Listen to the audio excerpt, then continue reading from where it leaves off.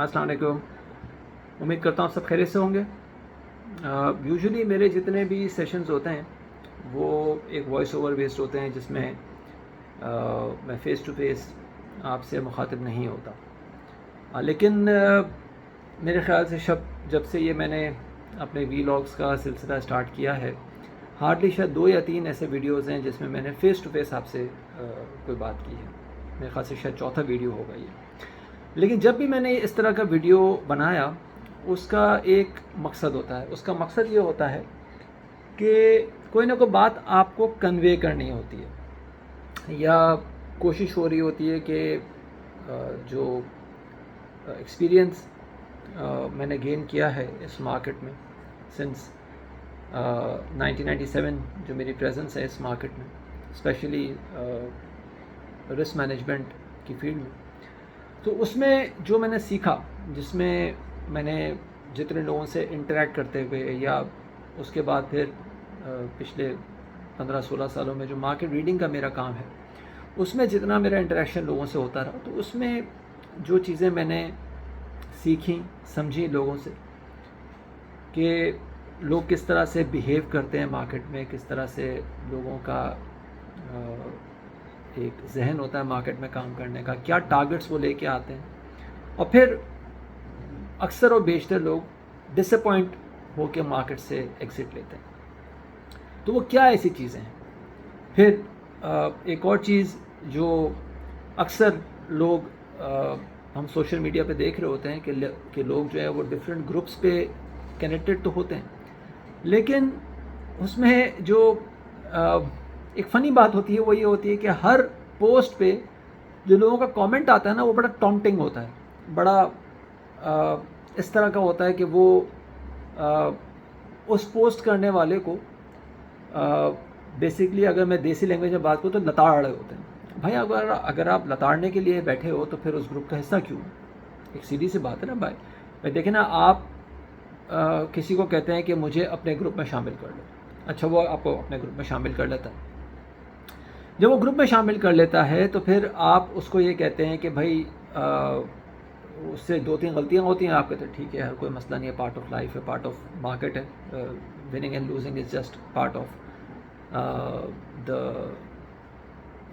Market, اور اس میں قسمت کا بھی بہت بڑا ہاتھ ہوتا ہے. ہم لکی ہوں گے تو ہمیں موو مل جائے گا، ہم لکی نہیں ہوں گے تو ہمیں لاس ہو جائے گا. لیکن جب آپ کوئی اس طرح کے گروپ میں ہوتے ہیں جس میں وہ آپ سے کوئی چارج کر رہا ہوتا ہے، یا آپ کو یہ کہتا ہے کہ بھائی میرے پاس اکاؤنٹ کھول لو، یا اس طرح کی کوئی چیز ہوتی ہے، تو پھر آپ اس کی ہر موو کو اس طرح سے نوٹ کر رہے ہوتے ہیں جیسے ایک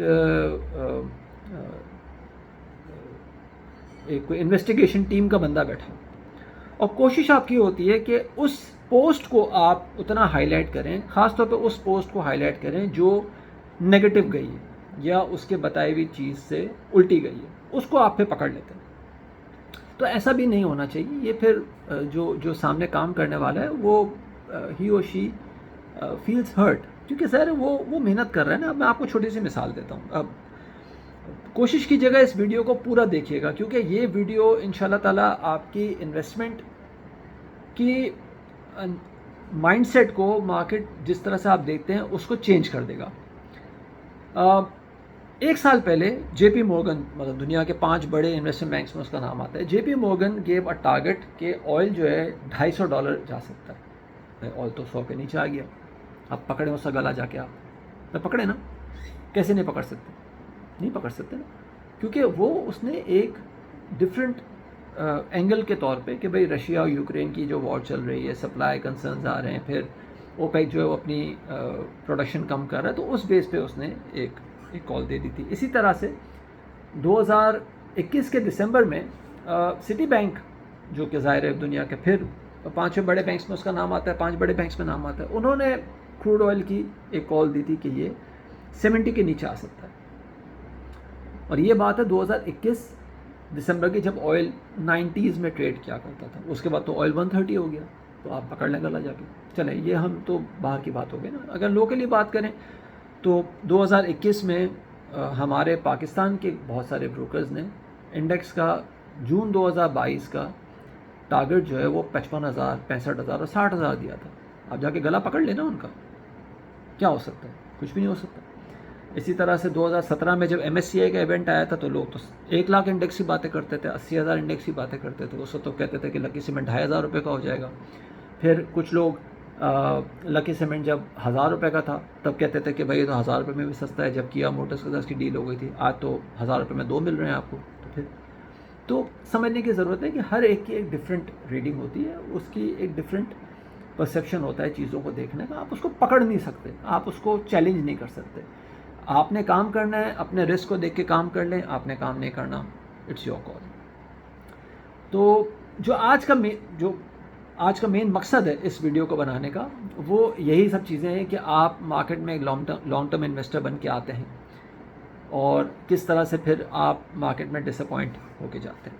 तो first thing first, what is long term investment. अच्छा, फर्स्ट उससे पहले मैं आपको बता दूं कि अगर मैं अपनी बात करूं तो I do not belong to any brokerage house, I do not belong to any brokerage house की सेल्स टीम। ठीक है, 2023 के फरवरी तक मैं एक ब्रोकेज हाउस से जुड़ा हुआ था और तकरीबन 28 साल हो गए मुझे ब्रोकेज इंडस्ट्री में ही। लेकिन जब मैं ब्रोकेज इंडस्ट्री में रहा, मेरा कभी भी किसी भी ब्रोकेज इंडस्ट्री या ब्रोकेज हाउस की सेल्स टीम से कभी कोई ताल्लुक़ नहीं रहा। तो ये बात बड़े समझने की ज़रूरत है और मैं इंडिपेंडेंटली रिसर्च का काम कर रहा हूँ, not only for Pakistan but for global markets. तो इस वीडियो का मकसद ये नहीं है कि मैं अपनी बात करूँ कि व्हाट आई डू या किस तरह से है।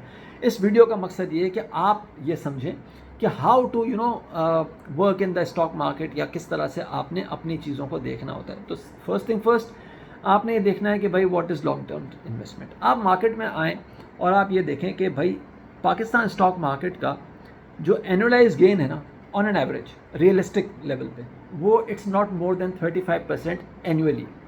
यानी कि अगर आप 10 लाख रुपये मार्केट में डालते हैं तो 10 लाख रुपए के ऊपर आपको 3 या 3.5 लाख रुपए सालाना का रिटर्न आपको मार्केट में मिल सकता है। इससे ज़्यादा रियलिस्टिक गेन नहीं है। और पिछले समझे कि 15-20 सालों का एवरेज अगर निकालें तो सालाना गेन यही बनता है। इससे नीचे ही हो सकता है, इससे ऊपर नहीं है। अच्छा, अब आप कहेंगे कि भाई मुझे तो 1 महीने में यूनिटी ने जो है वो 100% गेन दे दिया है, मुझे 2 महीने में पायनियर सीमेंट ने 80% गेन दे दिया, तो आप तो कह रहे हैं कि भाई साल का ही 30%। तो मैं साल की बात कर रहा हूँ।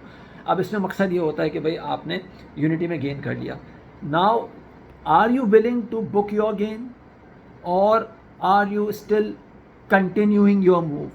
फ़र्क ये है ना, आपको अभी तो 100% गेन मिल गया यूनिटी में 14 रुपये से 28 रुपये तक, लेकिन क्या आप 28 रुपये पे 27 रुपये पे गेन बुक करने को तैयार हैं या उसको कंटिन्यू करने को तैयार हैं? खुदा ना खास्ता 28 रुपये से ये 21 रुपये हो जाता है या 22 रुपये हो जाता है तो आप देख लें आपका गेन कहाँ पहुँच जाता है।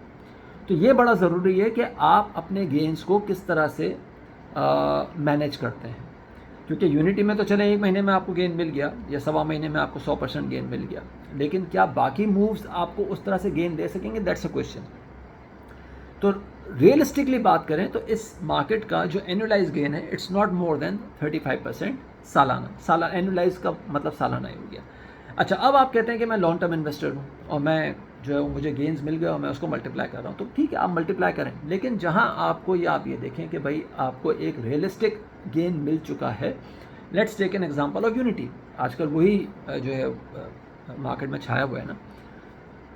तो अगर आपने 14 रुपये पे, 16 रुपये पे या फॉर दैट मैटर 20 रुपये पे आपने उसकी मूव ली, अब वो इस वक्त 28 रुपये का या 29 रुपये का कल उसने एक हाई पोस्ट किया, उसके बाद 26 रुपये हुआ, आज भी वो 27, 27.5 के आसपास है। मैं तो मार्केट को देख भी नहीं रहा, बिकॉज मैंने आपको बताया ना कि मेरा तो कोई ब्रोकेज से ताल्लुक भी नहीं है। अदरवाइज़ मैं इस टाइम पे दोपहर में 3 बजे आपके साथ वीडियो रिकॉर्ड ना कर रहा होता। तो अगर 27 रुपये के आसपास चल रहा है तो आप ये देखें कि भाई मुझे 20 रुपये से लेके 27 रुपये तक यानी कि 7 रुपये का गेन मुझे मिल चुका है, और 7 रुपये का गेन का मतलब वही 35% है। तो क्या ऐसे लेवल पे यूनिटी को मैनेज करना चाहिए या वो जो खान साहब की बात है घबराना चाहिए मैं मजाकन कह रहा हूँ कि वो जो घबराने का वर्ड है वो यूज़ करना चाहिए कि अगर एक लेवल से नीचे यूनिटी आता है तो मुझे देखना चाहिए कि भाई यहाँ पे मुझे अपने रिस्क को मैनेज करना चाहिए कि मुझे कम से कम नुकसान ना हो या मेरा प्रॉफिट जो है वो एक सर्टेन लेवल पे आके लॉक हो जाए। यहाँ पे लोग इस चीज़ को इग्नोर कर देते हैं क्योंकि वो कहते हैं कि हम तो लॉन्ग टर्म इन्वेस्टर हैं। भाई लॉन्ग टर्म इन्वेस्टर आप हैं, लेकिन लॉन्ग टर्म इन्वेस्टर होने के साथ साथ कहीं ना कहीं तो आप देखें ना कि आपने اپنے لاسز کو بھی تو کرٹیل کرنا ہے نا, اپنے لاسز کو بھی تو میٹیگیٹ کرنا ہے نا.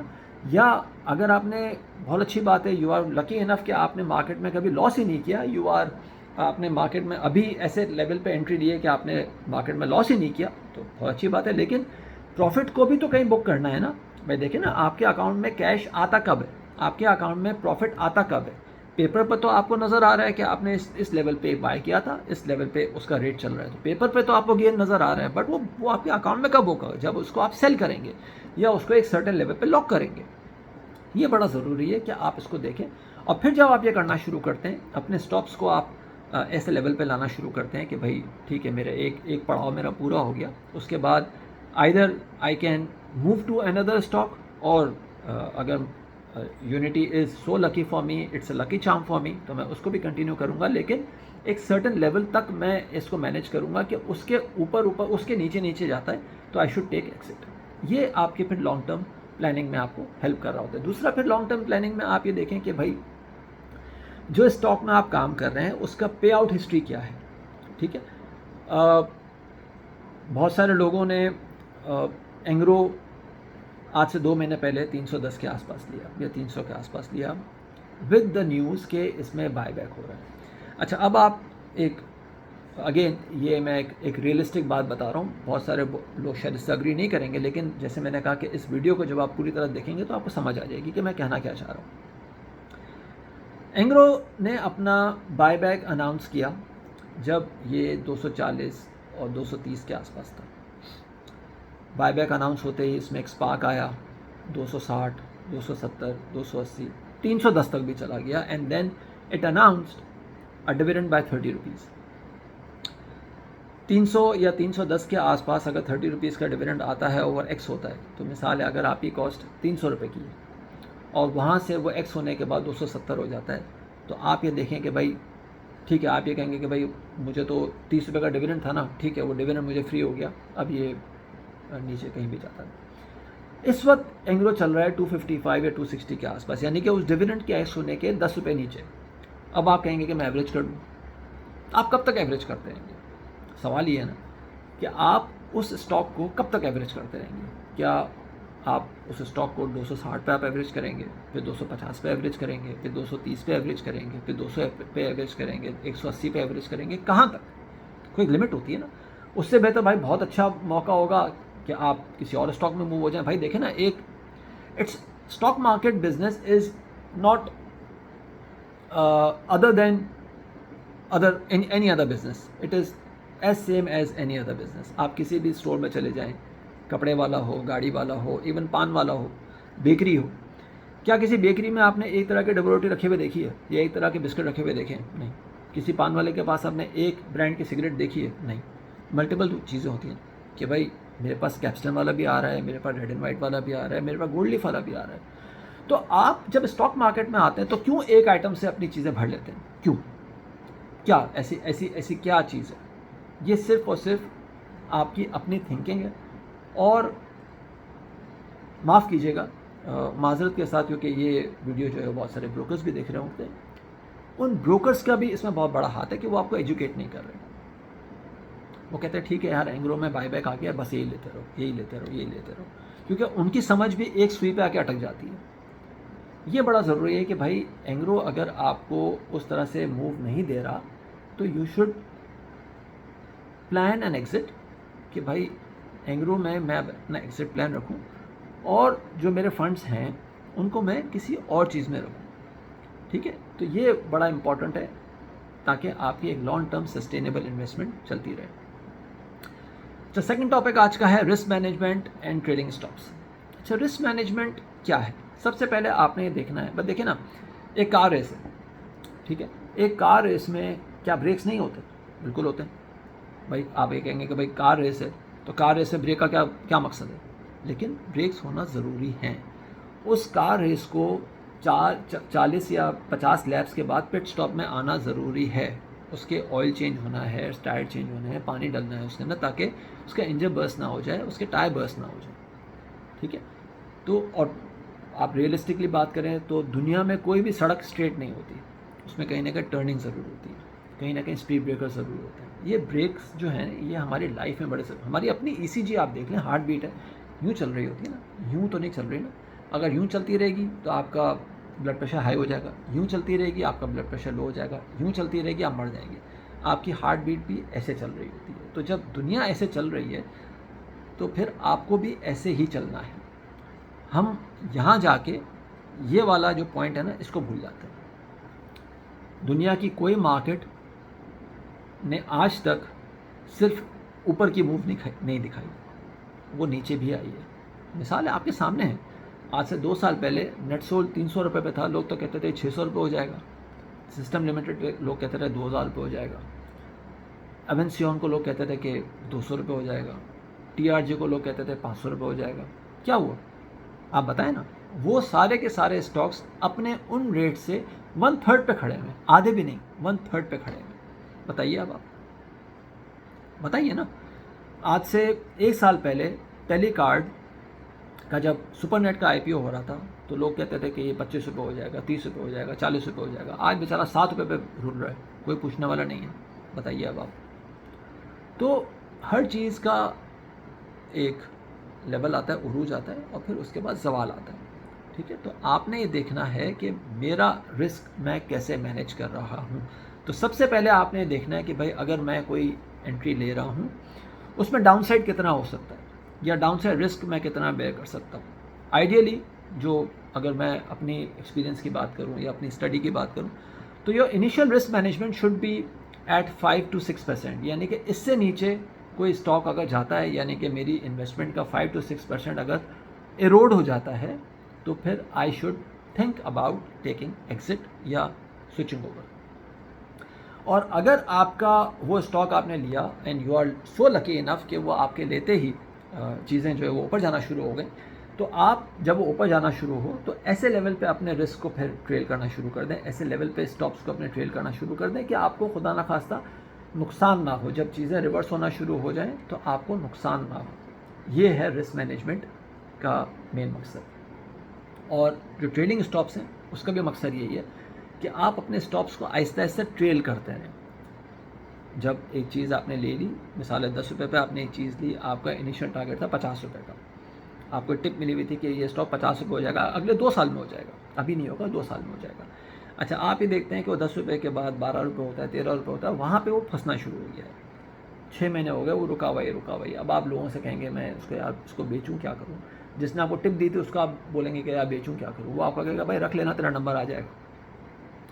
اب وہ نمبر آئے گا، وہ آپ سے کہے گا کہ بھائی نمبر آ جائے گا کیونکہ اس نے آپ کو ٹپ دی ہے، اس لیے وہ کہہ رہا ہوگا کہ میرا نمبر آ جائے گا، آپ کا نمبر آ جائے گا. اچھا آپ کا نمبر تو آ نہیں رہا. آپ دیکھ رہے ہیں کہ اس کا جو ساتھی اسٹاک تھا وہ پتہ نہیں کہاں پہنچ گیا، یہ پہنچ ہی نہیں رہا.